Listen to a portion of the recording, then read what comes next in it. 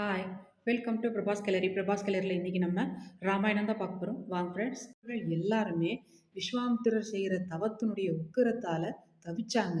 இந்த வேதனை தாங்க முடியாம பிரம்மா கிட்ட போய் கை கூப்பி, நாதனே எங்களால கௌஷிக மகரிஷியுடைய தவத்தை இனி பொறுக்க முடியாது. இடையூறு செய்யறதுக்கு நம்ம எடுத்துக்கிட்ட ஒவ்வொரு முயற்சியும் பயன்படல.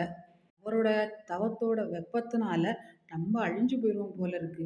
அவர் விரும்பின வரத்தை கொடுக்கணும் அப்படின்னு கேட்டுக்கிட்டாங்க. ஏ தேவர்கள் சூழ ஆறுமுகன் விஸ்வாமித்திரர்கிட்ட போய் வரம் தந்து, நீர் பிரம்ம ரிஷி ஆகிவிட்டீர், எல்லா மங்களமும் ஆகுக அப்படின்னு ஆசீர்வாதம் பண்ணாரு. விஸ்வாமித்திரர் மகிழ்ந்துட்டாரு. இருந்தாலும் இந்த பதவி வசிஷ்டர் வாயால வந்தாலே பூரண திருப்தி அடையலாம் அப்படின்னு ரொம்ப வினயமா சொல்றாரு.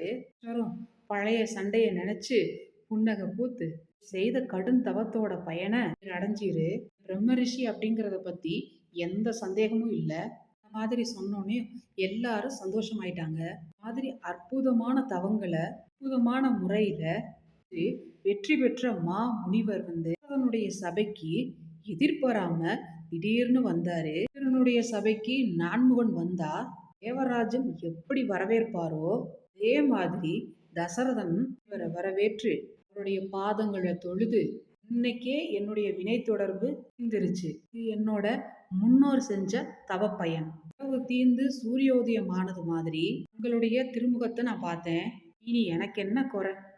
ராஜ்யத்தை ஆண்டு பிரம்ம ரிஷியான தாங்கள் தேடி வந்திருக்கீங்க. அதனால என்ன காரியம் ஆக வேணும், அருளுங்க அப்படின்னு கேக்குறாரு. ஓகே, பாய்.